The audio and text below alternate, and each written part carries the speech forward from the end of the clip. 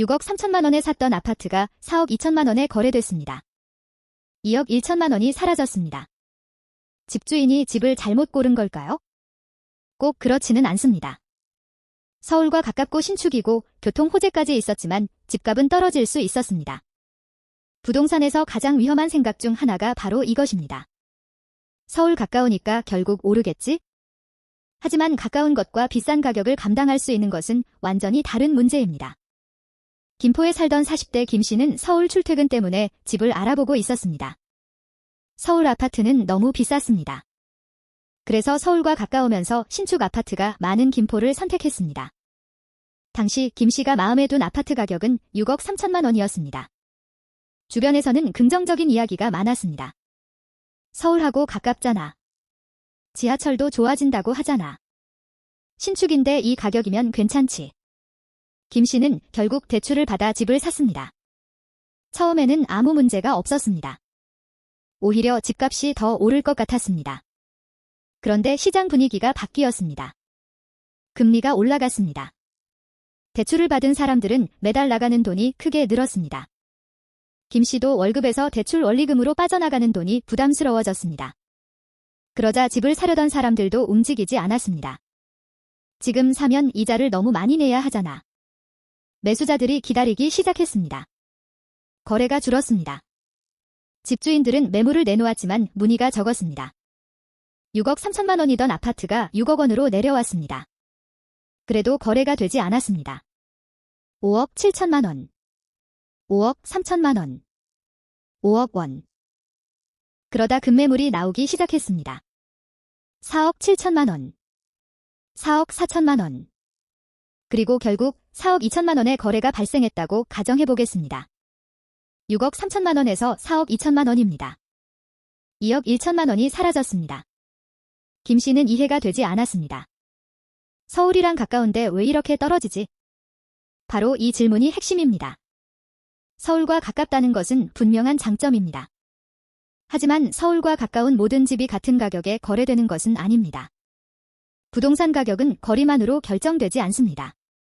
교통비, 통근 시간, 주거 환경, 학군, 상권, 신축 여부, 공급량, 그리고 가격. 이 모든 것을 함께 봅니다. 특히 서울 접근성을 기준으로 집을 고르는 사람들은 선택지가 많습니다. 김포만 보는 것이 아닙니다. 검단도 봅니다. 파주도 봅니다. 고양도 봅니다. 부천도 봅니다. 남양주도 봅니다. 매수자는 같은 돈으로 가장 좋은 곳을 찾습니다. 예를 들어 김포 아파트가 6억 원인데 인근 지역에 비슷한 조건의 아파트가 5억 원이라면 어떻게 될까요? 김포 집주인은 가격을 낮춰야 할 수 있습니다. 이게 지역 간 경쟁입니다. 김 씨는 처음에 김포의 미래만 생각했습니다. 하지만 매수자들은 김포와 주변 지역을 비교하고 있었습니다. 그리고 시장이 나빠지면서 이 비교가 더욱 심해졌습니다. 상승장에서는 김포도 오른다는 생각이 강합니다. 하지만 하락장이 오면 사람들이 이렇게 생각합니다. 김포가 5억이면 다른 곳도 한번 찾아보자. 조금 더 기다리면 더 싼 집이 나오겠지? 이렇게 되면 매수자가 사라집니다. 거래량이 줄어들고 가격이 내려갑니다. 여기에 공급이 늘어나면 문제가 더 커질 수 있습니다. 새 아파트가 많이 들어오면 기존 아파트는 경쟁해야 합니다. 신축은 깨끗합니다. 주차시설도 좋습니다. 커뮤니티도 좋습니다. 평면도 최신식입니다. 그러면 오래된 아파트는 가격을 낮춰야 할 수 있습니다. 김포에서도 신축 아파트가 계속 공급된다면 기존 주택의 가격이 눌릴 수 있습니다. 김 씨는 처음 집을 살 때 공급량을 크게 생각하지 않았습니다. 그저 사람들이 들어오면 집값이 오르겠지라고 생각했습니다. 하지만 사람이 늘어나는 속도보다 집이 늘어나는 속도가 빠르면 상황은 달라집니다. 집이 남을 수 있습니다. 집이 남으면 집주인끼리 경쟁합니다. 전세도 경쟁합니다. 매매도 경쟁합니다. 특히 입주가 몰리는 시기에는 전세 가격이 떨어질 수 있습니다. 전세 가격이 떨어지면 집주인의 자금 부담이 커집니다.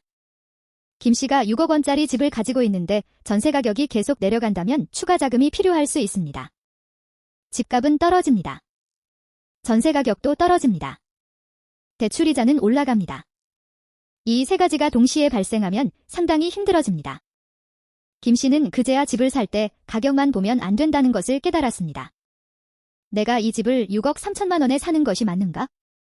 이 질문을 했어야 했습니다. 서울과 가까운 것은 맞습니다. 하지만 서울과 가까운 집이 많습니다.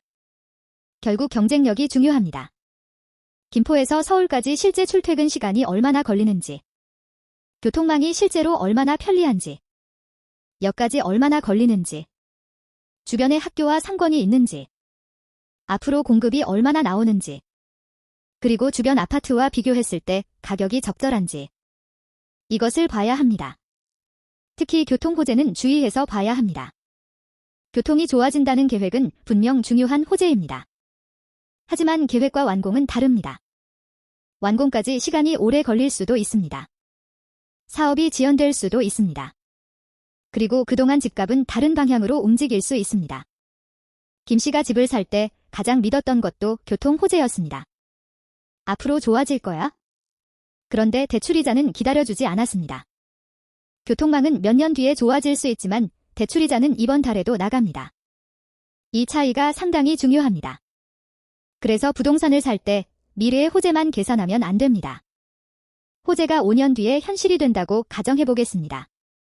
그렇다면 그 5년 동안 내가 대출을 버틸 수 있어야 합니다. 집값이 5년 동안 오르지 않아도 버틸 수 있어야 합니다. 전세 가격이 떨어져도 버틸 수 있어야 합니다. 이것을 계산해야 합니다. 김 씨는 처음에는 6억 3천만 원짜리 집이 7억 원이 되는 것만 생각했습니다. 그런데 실제로는 4억 2천만 원까지 떨어졌습니다. 2억 1천만 원이 떨어졌습니다. 대출을 많이 받은 상태라면 자기 자본이 크게 줄어듭니다. 집을 팔고 싶어도 대출금을 모두 갚지 못할 수도 있습니다. 결국 버텨야 합니다. 이것이 레버리지의 위험입니다. 집값이 오르면 적은 자기 돈으로 큰 자산을 움직일 수 있습니다. 하지만 집값이 떨어지면 자기 자본이 빠르게 사라질 수 있습니다. 그래서 집을 살 때는 상승 가능성보다 하락했을 때의 생존 가능성을 먼저 계산해야 합니다. 김 씨는 지금 집을 볼 때 가장 먼저 거래량을 확인합니다. 그리고 전세 가격을 확인합니다. 입주 물량도 확인합니다. 주변 신축 아파트 가격도 비교합니다. 마지막에야 교통 호재를 봅니다. 처음에는 순서가 반대였습니다.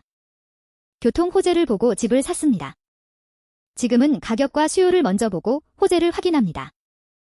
이렇게 봐야 하는 이유는 간단합니다. 호재가 아무리 좋아도 매수자가 없으면 가격은 오르기 어렵기 때문입니다. 부동산 가격을 결정하는 것은 결국 거래입니다. 집주인이 6억 3천만 원을 원한다고 해서 6억 3천만 원이 되는 것이 아닙니다. 매수자가 4억 2천만 원을 지불하고 실제로 거래했다면 시장은 그 가격을 기준으로 움직이게 됩니다. 그래서 급매 한 건이 주변 집값에 큰 영향을 줄 수 있습니다. 옆 단지가 4억 2천에 팔렸는데 우리 집이 6억 3천이라고. 이런 생각이 나오기 시작하면 호가도 내려갑니다. 그리고 가격이 한번 내려가기 시작하면 사람들은 더 기다립니다. 조금 더 내려가면 사야지. 이 심리가 확산되면 가격은 더 약해질 수 있습니다. 결국 부동산은 심리의 영향을 크게 받습니다. 김 씨는 지금도 김포에 살고 있습니다. 그리고 김포가 나쁜 지역이라고 생각하지 않습니다. 오히려 서울 접근성이 개선되고 도시가 성장한다면 장기적으로 좋은 변화가 될 수 있습니다. 하지만 이제는 한 가지를 확실히 압니다. 서울 가까운 것만으로는 부족하다. 좋은 지역이라도 가격이 비싸면 위험할 수 있습니다. 좋은 교통망이 있어도 공급이 너무 많으면 가격이 눌릴 수 있습니다. 신축이라도 주변에 더 좋은 신축이 계속 나오면 경쟁해야 합니다. 결국 중요한 것은 가격입니다. 그리고 수요입니다. 그리고 대출입니다. 김 씨가 6억 3천만 원에 샀던 아파트가 4억 2천만 원이 됐다는 가상의 사례는 결국 이것을 보여줍니다. 서울과 가까운 곳도 하락할 수 있습니다. 신축도 하락할 수 있습니다. 교통 호재가 있어도 하락할 수 있습니다. 중요한 것은 얼마나 좋은 곳인가가 아니라 얼마에 샀는가입니다. 그리고 얼마나 버틸 수 있는가입니다. 집값이 오르면 모두가 천재처럼 보입니다. 하지만 하락장이 오면 대출 규모와 현금 흐름이 실력을 결정합니다. 6억 3천만 원짜리 집이 4억 2천만 원이 됐을 때도 버틸 수 있는 사람은 시간이 지나 다시 기회를 잡을 수 있습니다. 하지만 대출을 감당하지 못하면 좋은 지역에 살고 있어도 집을 팔아야 할 수 있습니다. 결국 부동산에서 가장 중요한 것은 미래의 화려한 계획이 아닙니다. 현재 가격과 현재의 현금 흐름입니다. 서울과 가까운 김포라고 해도 집값은 떨어질 수 있습니다. 그리고 그때 가장 먼저 무너지는 것은 집이 아니라 과도한 대출입니다. 그래서 집을 살 때는 이렇게 생각해야 합니다. 서울과 가까우니까 오르겠지? 이 생각보다 먼저 집값이 떨어져도 내가 버틸 수 있을까? 이 질문을 해야 합니다. 부동산에서 가장 무서운 것은 가격이 떨어지는 것이 아닙니다. 떨어지는 가격을 견딜 돈이 없는 것입니다. 김 씨가 6억 3천만 원에 샀던 집은 4억 2천만 원이 됐습니다. 김포의 미래가 사라진 것은 아닙니다. 하지만 미래가 좋아진다는 이유만으로 현재의 높은 가격까지 안전해지는 것은 아닙니다. 결국 부동산은 좋은 곳을 찾는 것보다 좋은 가격을 찾는 것이 더 중요할 수 있습니다. 그리고 그 가격이 틀렸을 때도 버틸 수 있어야 합니다. 이것이 하락장에서 살아남는 가장 현실적인 방법입니다.